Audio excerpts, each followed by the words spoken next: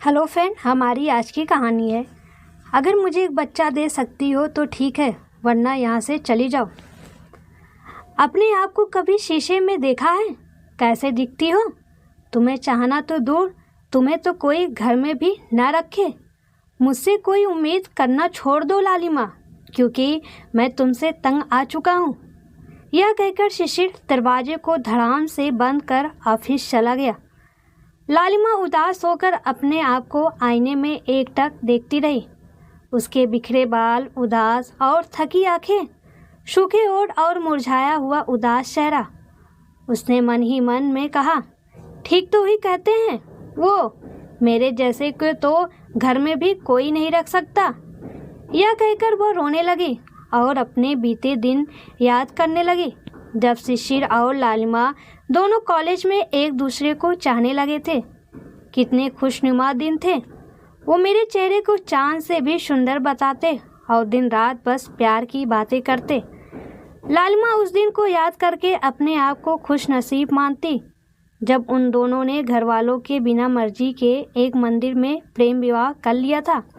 बहुत खुशहाल जिंदगी थी लालिमा और शिशिर की। शिशिर भी उसे पति के साथ साथ परिवार का भी प्यार देता। सब कुछ अच्छा चल रहा था, लेकिन धीरे धीरे 5 साल हो गए और लालिमा माँ ना बन सकी। इसलिए शिशिर धीरे धीरे लालिमा से उबने लगा था। वह एक बेटे की चाहत में जी रहा था। दोनों के बीच लड़ाई झगड़े अब आम बात हो चुकी थी। लालिमा को अब अपने अंधकारमय जीवन में आशा की कोई किरण नहीं दिख रही थी और जिंदगी एक सूखे रेत के मैदान सी हो चली थी, जिसमें सिर्फ और सिर्फ प्यास और तपन थी। कुछ दिनों बाद एक रात लालिमा शिशिर का इंतजार कर रही थी। रात के 11 बज चुके थे। वह मन ही मन अपने को कोस रही थी कि कहीं कोई अनहोनी तो नहीं हुई कि तभी दरवाजे पर आहट हुई। दरवाज़ा खोलकर देखा तो सामने शिशिर और एक औरत थी। लालिमा ने औरत के बारे में कुछ नहीं पूछा और कहा, आप हाथ मुंह धो लो, मैं खाना लगाती हूँ। शिशिर उस औरत के साथ अपने कमरे में चला गया और तेजी से दरवाज़ा बंद कर लिया। अब लालिमा को अपना जीवन व्यर्थ लग रहा था। उसका मन बैठा जा रहा था। वो मन ही मन कह रही थी कि काश ये धरती फट जाए और वह उसमें हमेशा के लिए समा जाए। कुछ देर बाद दरवाज़ा खुला। लालिमा अभी भी वहीं बैठी थी। शिशिर ने चिल्लाते हुए कहा, अगर मुझे एक बच्चा दे सकती हो ठीक है, वरना आज से यहीं रहेगी तुम्हारी जगह और तुम इस घर को छोड़कर जा सकती हो, कहीं भी कभी भी। यह कहकर शिशिर और वो औरत दोनों घर से बाहर चले गए।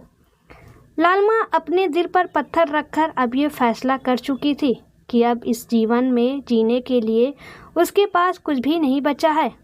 माँ बाप के घर को तो उसने पहले ही ठोकर मार दी थी। लालिमा रात भर अपने इस दुख के सागर में बिन माझी की नाव सी न जाने कहाँ कहाँ बहती रही। सुबह होते ही वो घर से चली गई। उसने सोच लिया था कि अब वो ये जीवन समाप्त कर देगी और इसलिए लालिमा खुद को मारने के लिए एक ट्रक के आगे जाने ही वाली थी कि तभी उसको एक आदमी ने खींच लिया और चिल्लाया, दिखाई नहीं देता क्या? कैसे चलती हो? अभी जान चली जाती। अरे कम से कम अपना नहीं, अपने परिवार के बारे में तो सोचो। जान नहीं प्यारी क्या? लालिमा कुछ नहीं बोली, लेकिन उसके आंसू सब कुछ बोल पड़े। आदमी ने उसको उठाया और धैर्य बंधाया कि जीवन में ऐसा होता रहता है, लेकिन इसकी वजह से आत्महत्या करना तो एक संगीन पाप है। लालिमा ने कहा, जो औरत एक बच्चा ना दे सके उसका जीवन तो बेकार ही है ना। कुछ देर बात करने के बाद उस आदमी ने अपना नाम श्रेष्ठ बताया और बोला, अब तुम कहाँ जाओगी? लालिमा निरंतर होकर बैठी रही। श्रेष्ठ बोला, तुम चाहो तो मेरे यहाँ रह सकती हो, कोई परेशानी नहीं होगी। इतनी बड़ी दुनिया में कहीं भी जाओगी तो तुम्हें परेशानियों का सामना करना पड़ेगा। लालिमा ने भी एक पल के लिए सोचा और श्रेष्ठ के साथ चली गई और वहीं रहने लगी, लेकिन उसे हर पल अपने शिशिर का इंतजार रहता। श्रेष्ठ लालिमा को बहुत ध्यान रखता और उसे हंसाने की कोशिश किया करता। लालिमा जान चुकी थी श्रेष्ठ उससे प्यार करने लगा है, लेकिन लालिमा सिर्फ और सिर्फ शिशिर को प्यार करती थी। उधर शिशिर शराब के नशे में डूब चुका था और अपनी सारी कमाई उस औरत पे लुटाता। जब उसके पास उसके सारे पैसे खत्म हो गए तो जो औरतें उसके आसपास बनी रहती थी वो भी उसे लात मारकर चली गई। अब वह बीमार रहने लगा। शराबी होने के कारण नौकरी से भी निकाल दिया गया। अब उसे लालिमा की याद आ रही थी। उसे अपने आप पर पछतावा हो रहा था। वह दिन रात अपने आप को कोसता और दरवाजे की ओर निहारता रहता कि एक दिन लालिमा जरूर आएगी। एक दिन श्रेष्ठ ने लालिमा को अपने दिल की बात बताई। लालिमा ने कुछ नहीं कहा। लालिमा ने सोचा कि अब वह किसका इंतजार करेगी। श्रेष्ठ इतना अच्छा आदमी है, उसका अच्छा ध्यान रखता है। वह कितने एहसान कर चुका है लालिमा पर, वह उसको मना नहीं कर सकती। इसलिए लालिमा ने भी हाँ कर दी। दोनों ने शादी कर ली और कुछ महीनों बाद पता चला कि लालिमा माँ बनने वाली है। लालिमा को तो विश्वास ही नहीं हो रहा था कि वह माँ बन सकती है।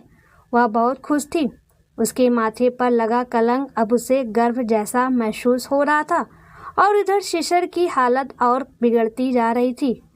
वह दीवारों पर अपना सर पटकता तो कभी लालिमा की फ़ोटो देखकर रोता और कहता, मुझे माफ़ कर दो, कमी तो मुझ में थी लालिमा, मैंने इसकी सज़ा तुम्हें दी। मैं बाप नहीं बन सकता था, लेकिन मैं क्या करता, अपनी झूठी मर्दागनी की ढींगे हाँकता रहा ताकि बदनामी न हो और अपनी कमी तुम्हारे ऊपर थोप दी। कुछ दिनों बाद आखिर वह दिन आ ही गया जब लालिमा माँ बनने वाली थी। श्रेष्ठ ने उसे अस्पताल में भर्ती करवाया। लालिमा की हालत बहुत नाजुक थी। वह इस नाजुक हालत में शिशिर का नाम ले रही थी। श्रेष्ठ से लालिमा का ये हाल देख नहीं रहा गया और उसने लालिमा से शिशिर को लाने का वादा किया और शिशिर को बुलाने चला गया। वह इतना घबराया हुआ था और लालिमा को किसी भी कीमत पर खोना नहीं चाहता था, लेकिन वक्त को तो कुछ और ही मंजूर था। श्रेष्ठ घबराहट में तेज गाड़ी चला रहा था और अचानक उसका एक्सीडेंट हो गया और उसकी वहीं मौत हो गई। इधर शिशिर की हालात कुछ ज़्यादा ही बिगड़ गई तो पड़ोसियों ने उसे अस्पताल में भर्ती कराया और उसी अस्पताल में लालिमा एक बेटे को जन्म दे चुकी थी। लेकिन लालिमा की हालत धीरे धीरे बिगड़ती जा रही थी। अपनी हालत से बेखबर वो इतनी खुश थी कि उसको अपना दर्द बिल्कुल भी महसूस नहीं हो रहा था। बस आंखों में शिशिर की तलाश थी। तभी एक डॉक्टर ने नर्स से चिल्लाते हुए पूछा, लालिमा का पति आया या नहीं? अभी जैसे ही आ जाए उससे ये पेपर साइन करा लेना, उसकी हालत नाजुक है। शिशिर लालिमा का नाम सुनते ही छटपटाने लगा और बोला, लालिमा, लालिमा कहाँ है? मैं हूँ उसका पति। वह लालिमा के कमरे तक आया और देखा अपनी लालिमा चुपचाप लेटी हुई थी और पास में था एक सुंदर सा शिशु जो अभी अभी इस दुनिया में आया था। लालिमा ने शिशिर को देखा तो उसकी आंखों में चमक आ गई, पर उसने अपना मुंह घुमा लिया।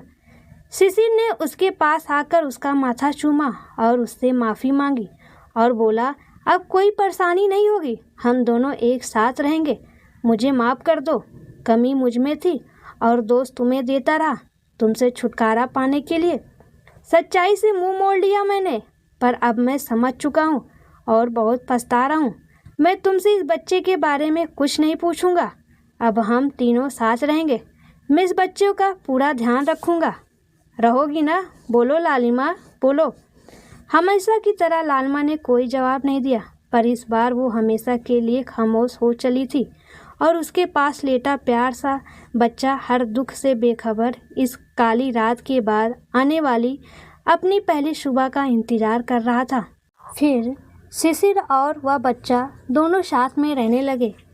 सच में दोस्तों, कभी कभी ऐसे मर्द होते हैं कि जिनको सोचकर भी घिन आ जाए।